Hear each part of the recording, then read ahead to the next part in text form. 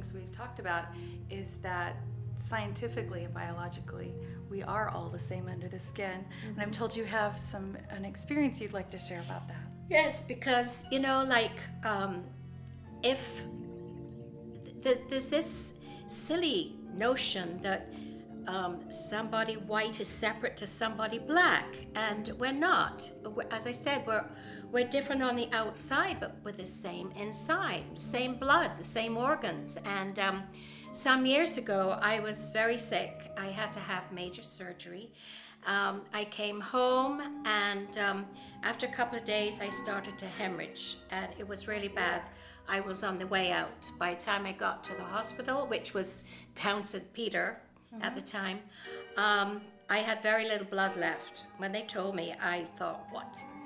I even went into shock and so on. But anyway, my type of blood, my husband could give me his blood, and the other man that gave me his blood was a very good friend, godfather of one of my children, and he was a black man. He was a black friend. And so I had my husband, who is white, and a very good friend who is black, give me their blood. We can do that. I think it's wonderful. Yes. So I may look white, but I have some black blood. Oh, that's a joke. That's a joke, really, because our blood is the same. We all have red blood. I don't have red blood and someone else have purple blood, or it's the same. And so I think that's great, and that sort of brings us together. That I'm white, I can give a black person blood. Black person can give me blood. I think it's wonderful, and I love that. I'm glad to be able to tell that story. According to the Constitution of Barbados, all citizens are equal, irrespective of their color, their race, or their creed. But again, it also depends on individual. What is one's attitude? And I think attitude plays a very important part in whether someone likes you or whether you have a problem with any individual. My dad had always taught us that when you look at someone, you do not look at that individual as irrespective of that person's race, color, or creed. You look at that individual as your friend.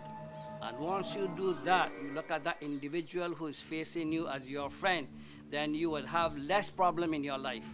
It does not mean that we in Barbados are living in a utopian society. Of course, you always have your downs and ups from time to time. But generally speaking, when we look at the chaos and confusion around the world today, I think that Barbados can be considered as an oasis of peace and living together in harmony. Scientifically, there is no such thing as race. Yeah. That's something I don't think a lot of people know. But it's actually been proven that any two people on the planet are 99.8% identical genetically. So you and I are more alike by orders of magnitude than we are different. And that if you need blood and I have the same blood type, I can give you blood. Exactly. If I need a kidney and we're a tissue match, and we could be. It's just Black all and about white. It's very surface in a lot of ways. And I think that that's something we don't focus on, sadly.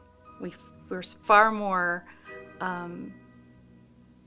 hung up on the things we can see on the outward, and far when we're so much more alike than we are different. Definitely on the molecular level, as Yes. you mentioned, we're basically the same. It's just that I have more melanin than you, Exactly. essentially. But that shouldn't determine where you go in life, It shouldn't, and it's so sad that we allow the amount of melanin they have to keep us back. It's sad. Absolutely. What about this script inspired you? I think it was just that they were trying to show that within the community there's a lot of misunderstandings, and that there really are more similarities than differences amongst the different groups. And we really haven't come out, I think, and promoted or explained that. And that was what the whole movie seemed to be about. So do you feel like that's sort of a topic we should be talking about in a different way than we're talking about it now in the media? Or... I think one of the reasons I wanted to get involved is, as Ina said, about misunderstandings. And we met Dave and Marcia through a few years ago, and our relationship has grown to a point where we could openly discuss race. And it was interesting, as Marcia told me, that Dave had never been invited into a white home apart from ours to have dinner. So I was surprised at that. And then it was quite funny because he was shocked to learn that I ate yam and cuckoo and breadfruit and flying fish, because he just thought that we ate pasta, you know, that white people ate completely different stuff. But, you know, as a kid growing up, people would ask me, well, what's your favorite food? And my favorite food was cuckoo and pigtail. You know, I couldn't get enough of it.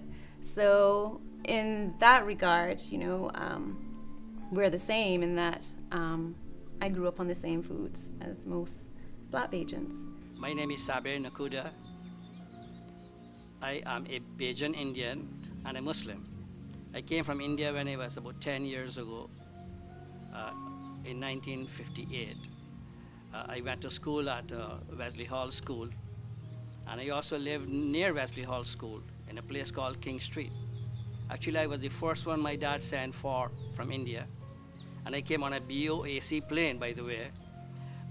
Of course, I went to school at Wesley Hall School, and as a child, you know, I started to mix and build bridges with Barbadian young school children, because then they would look at me as an Indian, and in those days, there were very few East Indian young people who would be going to primary school. And I think I had it all, because here all the girls would come and touch my hair and said, wow, you know. And of course, in those days, I couldn't speak English, because when I came from India, I did not know any word of English. And so they were teaching me English. And again, I have been so lucky that just a stone throw away from Wesley Hall School, there were this school for poor whites in Barbados, also in King Street. And there I had my bicycle with my ringing of the bell, you know, and the girls would also come out, these white girls. So I had the best of both worlds. And I was really building bridges among the Black Barbadians, and I was also building bridges among the white Barbadians. And so building of bridges began from the day I came from India. Until the present time, I've been building bridges, and I believe that we should, as one people, we need to learn to live with each other, irrespective of our faith, irrespective of our color, or irrespective of our race.